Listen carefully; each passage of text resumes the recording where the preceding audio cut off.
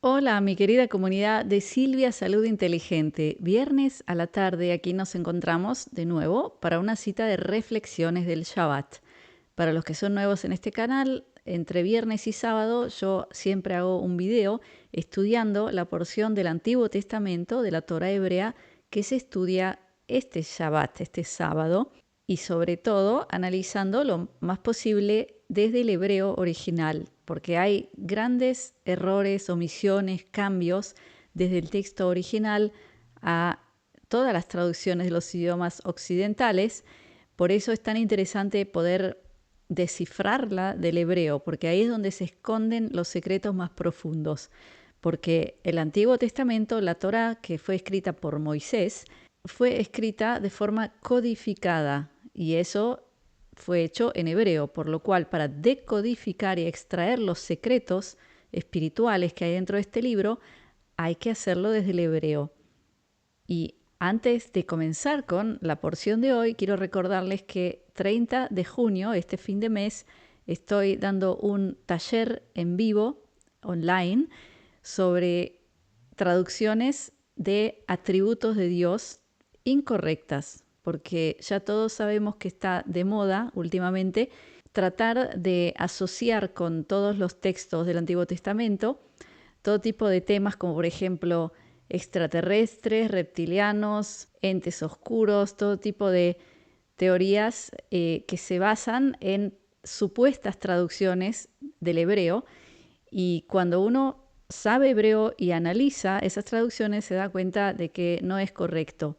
Y yo tengo el deseo de traerles mi traducción y también explicarles el sistema, cómo lo hacen.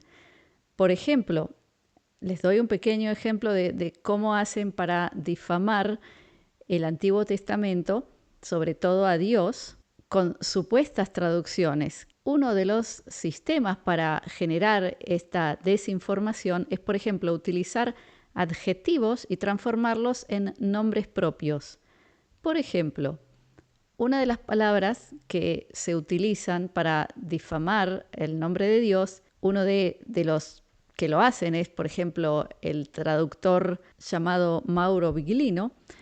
Él habla de la palabra Elión. Ahí lo vemos escrito en hebreo y también cómo se escribiría en cualquier idioma occidental.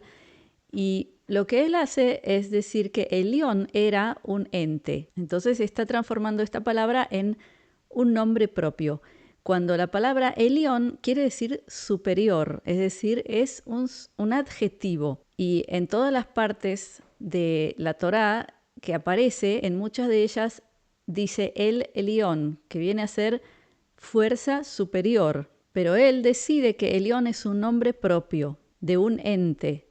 Entonces ahí vemos que hay una especie de sistema, una metodología que se basa en parte en transformar adjetivos a nombres propios.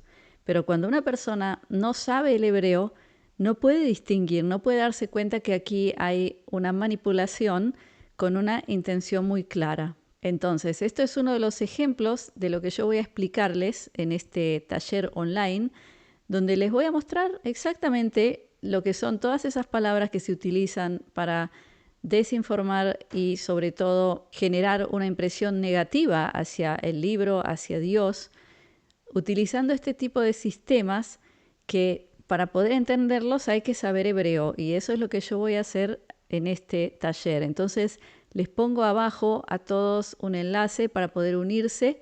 Creo que vale la pena porque ya que somos testigos de tanta desinformación e intento de alejarnos de la fe en Dios utilizando supuestas traducciones, por lo menos tenemos que entender cuando no es correcto lo que nos están diciendo para poder luego ser nosotros los embajadores de la verdad, que yo creo que lo mínimo que podemos hacer si tenemos adhesión al Creador, al Uno, es invertir un poquito de nuestro tiempo y esfuerzo en no dejarnos engañar. Yo creo que es lo mínimo que podemos hacer.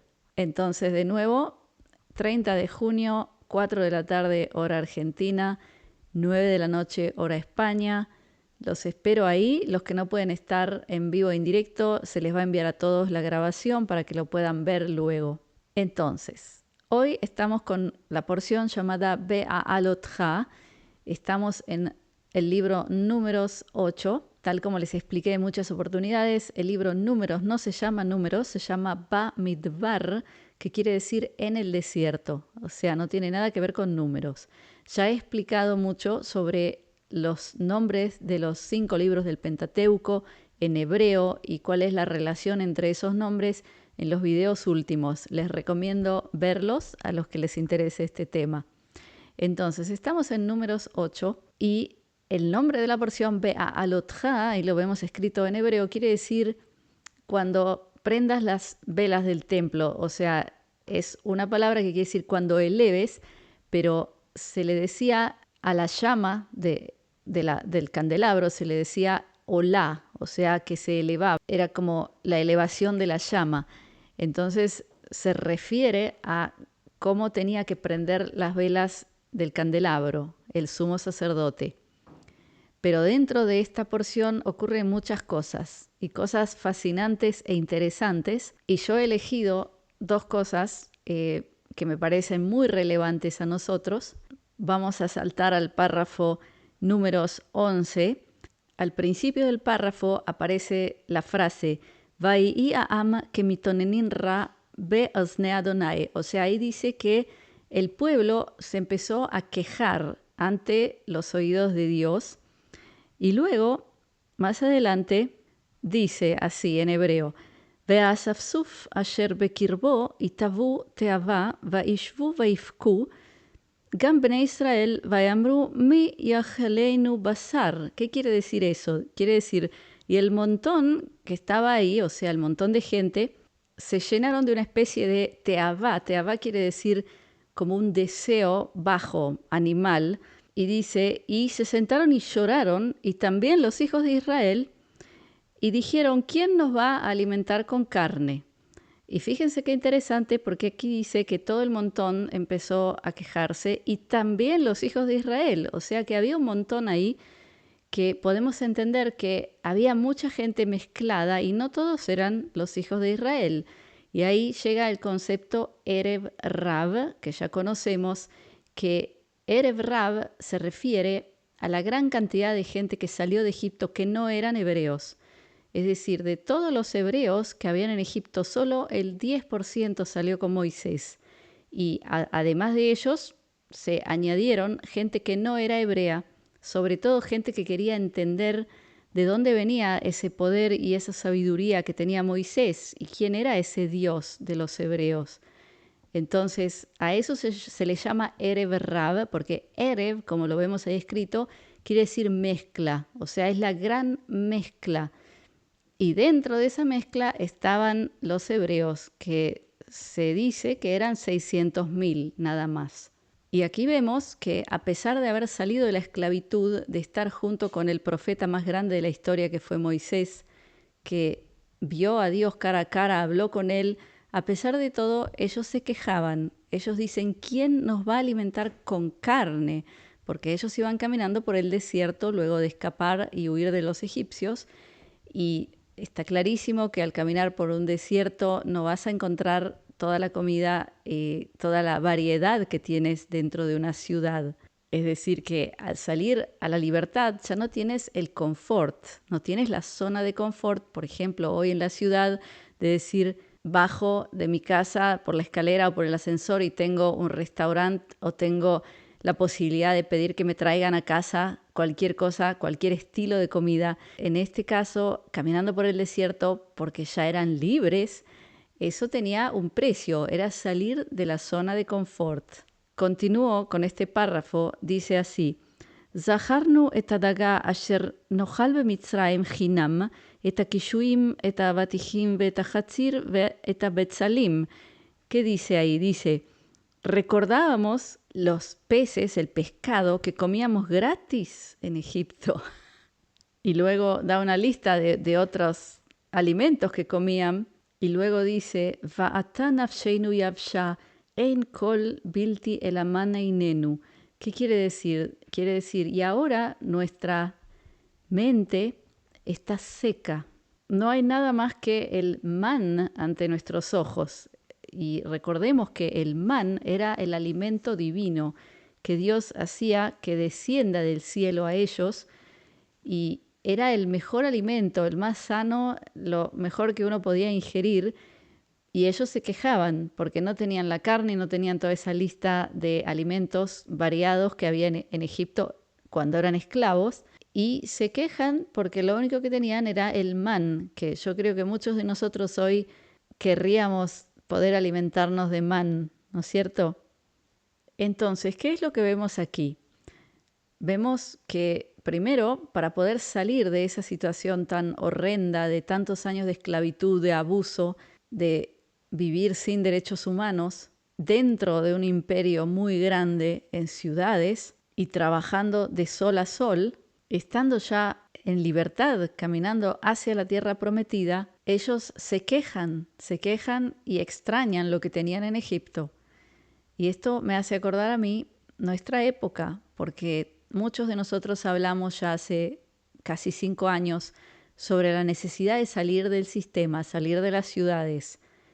Y no es solo porque nos gusta vivir en la naturaleza, sino porque estamos cansados de la sociedad, a lo que se ha transformado la sociedad, la falta de ética, el egoísmo, la corrupción. Y sobre eso tenemos que ser honestos, porque nos es muy cómodo a nosotros siempre mirar a los políticos y señalar su corrupción. Pero la corrupción está en todos lados, está también en el ciudadano, en las familias, entre amigos, en todos lados hay corrupción.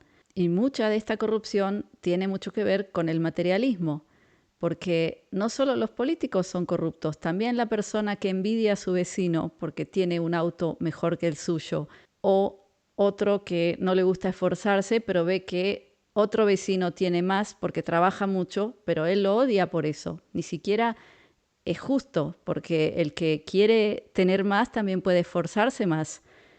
Y luego llegamos a la parte siguiente, interesantísima y fascinante en esta porción, es la parte famosísima en la que Miriam, la hermana de Moisés, habla mal de él y por eso le da lepra. Y ya en varias oportunidades les he enseñado el rezo curativo, el rezo que hizo Moisés para curarla de la lepra. Pero este no es el tema de este video. Lo que yo quiero aquí tocar está conectado con el punto anterior sobre la corrupción en la sociedad, porque vamos a ir a esta parte que es realmente fascinante. Primero les voy a leer en hebreo y luego voy a traducir. Dice así, estamos en Números 12. Dice, ותדבר מרים ואהרון במשה על אודות האישה הכושית אשר לקח, כי אישה כושית לקח. ¿Qué quiere decir eso? Que Miriam habló con Aarón, su hermano, habló mal del hecho de que Moisés tenía una mujer cushit. Cush era la tierra de Etiopía y las mujeres de Etiopía eran oscuras, por supuesto, y Miriam habló mal de eso, de que Moisés tenía una mujer de esa tierra. Y esto lo escucha Dios, y al escuchar esto Dios los llama a los tres y les dice que salgan los tres del tabernáculo, y ahí él habla de Moisés, Dios habla de quién es Moisés. Y bueno, les voy a traducir directamente para no hacer esto tan largo en hebreo, porque sé que muchos no lo entienden. Lo que dice Dios es, cuando yo hablo a los profetas, les hablo en imágenes, en algo simbólico, en sueños. En cambio, con Moisés, yo hablo cara a cara y él dice boca a boca. Así dice Dios. No hace falta que yo le codifique lo que digo, se lo digo directamente. O sea, él trata de explicar a qué nivel tan alto está Moisés comparado con todos los otros profetas, que ni siquiera tiene que hablarles en sueños, en visiones o de forma simbólica, sino que habla cara a cara, boca a boca y le dice las cosas tal como son. Y ahí Dios les dice a Miriam y a Aarón, ¿y cómo no habéis tenido respeto por esto? Que hasta este hombre, que hasta sobre él habéis hablado mal. Y aquí, en este párrafo, también aparece una frase bellísima que dice, y Moisés era el hombre más humilde del mundo, porque él era un líder gigantesco, importantísimo. Imagínense, el único hombre que estuvo sentado frente a Dios y habló con él y hasta dialogó y logró hacerlo cambiar de opinión a Dios. O sea que Moisés era un hombre inmenso y a su vez el hombre más humilde del mundo. Entonces, volviendo al punto anterior sobre nuestra sociedad y la corrupción que hay en ella, uno de los puntos principales que a veces la gente ni se da cuenta que eso está mal o es algo tremendamente corrupto es la mala lengua, es hablar mal del prójimo. Y aquí vemos en la misma Torá que Miriam, una mujer llena de mérito, hasta ella comete el error de hablar mal ni más ni menos que de Moisés. Y lo que ocurre es que inmediatamente le da lepra, porque lo que explica la Torá es que la lepra tiene que ver con el mal habla sobre el prójimo. ¿Cómo se dice lepra? Se dice, una persona leprosa se le dice metzorá, ahí lo vemos escrito, y también se puede entender como motzi ra, que quiere decir saca mal de la boca. Podemos entender que si una mujer tan elevada como Miriam comete ese error, nosotros somos mucho más pequeños que ella y lo cometemos también. Pero lo que vemos también es que inmediatamente recibe un castigo. Y no es que Dios la castiga, eso es lo que siempre trato de explicarles cuando hablamos de Dios, que aparece en el Antiguo Testamento, es que Dios no castiga, Dios explica que si vas por el buen camino, tu vida va a ser mucho más fácil y vas a llegar a la tierra prometida. Y si vas por el camino erróneo, vas a tener más problemas, te va a ser más difícil y vas a sufrir. Pero eso es resultado de tus actos, no es porque Dios te castigue, es porque hay justicia divina que funciona igual para todos. Por ejemplo, recientemente en Instagram estoy dando tips para tener una mejor economía. Esto está conectado con mi segundo canal, Silvia Finanzas Inteligentes, y el primer tip que di fue que dinero mal ganado no te va a quedar, se va a perder, en algún momento se va a ir. Si tú ganas dinero a base de estafar, de mentir, de traicionar a alguien, por más que lo tengas ahora, se te va a ir de alguna manera. Y una persona me comentó, eso parece que no es relevante a jueces y políticos. Y yo quiero decir que es relevante a todos. O sea, que tú no veas lo que le pasa a ellos en su vida personal, no quiere decir que no pase. Entonces, no tienes que preocuparte de lo que hace el prójimo y de si él sufre por toda la maldad que ha hecho. Tú preocúpate por ti, por la vida que tú tienes y lo que haces tú a diario. Y si realmente confías en Dios y tienes fe, porque al fin y al cabo puede ser que no tengamos tanta fe, ese es un examen de fe. El saber que existe una justicia divina y que tú no tienes que meterte con eso. Entonces aquí en esta porción vemos como una mujer tan elevada como Miriam, inmediatamente luego de que habla mal de Moisés, le da lepra. Y viene Moisés, que era el hombre más humilde del mundo, y le pide a Dios que la cure, porque él ni siquiera se queja de lo que ella hizo, porque él era humilde. O sea, él estaba en el lado de la misericordia, que es lo opuesto al lado del juicio. Por eso ahí vemos que cuando nosotros juzgamos, por ejemplo, si decimos que los políticos y los jueces corruptos no pagan nada, estamos juzgando nosotros. En cambio, si nosotros tuviéramos fe verdadera en Dios y en la justicia divina, no necesitaríamos entrar en el lado del juicio, nos quedaríamos en el lado de la misericordia, que es la adhesión al Creador, porque estaríamos seguros en 100% de que la justicia divina funciona sí o sí. Y más que nada funciona cuando hay más conciencia y más elevación espiritual. Por eso Miriam, que era una mujer muy elevada y comete un grave error, inmediatamente ocurre esa justicia. Y para terminar, yo quiero agregar mi punto de vista aquí, y es que antes de entrar en la tierra prometida, en la nueva tierra que muchos hablan hoy de que por solo el hecho de que nosotros no hemos hecho algo que muchos han hecho, ¿no es cierto?, que tiene que ver con esto, ¿sí? Y porque nosotros vemos las rayitas en el cielo, etcétera, que somos conscientes de muchas cosas que están pasando, que ya automáticamente tenemos la entrada a la nueva tierra. Bueno, yo no creo que eso sea cierto, porque dentro de todo el grupo de gente, entre comillas, despierta, hay muchísima corrupción también, hay mucha mentira, manipulación, mucho ego, mucho materialismo, mucho deseo de tener más que el vecino. O sea que tú estés despierto, entre comillas, no quiere decir que tienes ya la entrada prometida a la tierra prometida. Y lo que yo veo aquí en esta porción es que en el caso de Miriam quizás era una especie de limpieza karmática también, que justo antes de poder entrar a la tierra prometida hay que limpiar todo. No se puede entrar en la tierra prometida trayendo todas esas cargas negativas de, digamos, karma del pasado, sino que hay que limpiarlo todo. Entonces tampoco tenemos que juzgar a Miriam. Miriam cometió un error y lo pagó muy rápido y se curó luego de que Dios explica cómo tiene que hacer para curarse.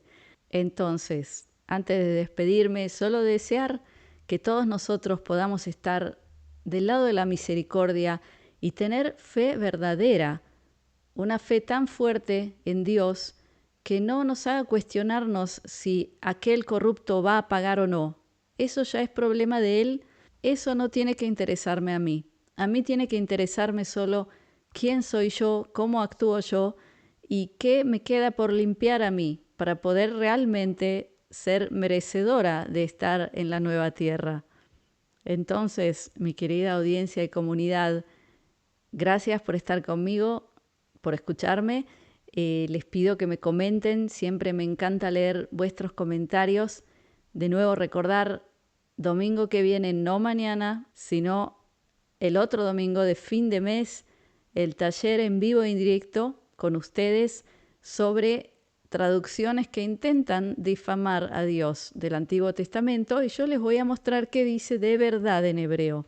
Así que los invito a participar para tener más conocimiento, que el conocimiento es la clave para poder luchar contra la oscuridad. Y por último, invitarlos a unirse a mi comunidad privada, comunidadsilvia.com, donde hago transmisiones en vivo e indirecto, hablando de actualidad, de lo que pasa en el mundo y también haciéndolo con libertad de expresión, que es algo que no tenemos aquí.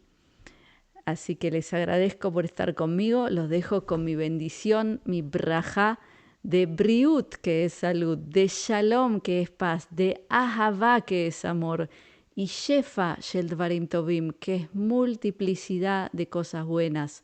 Gracias por estar conmigo. Shabbat shalom.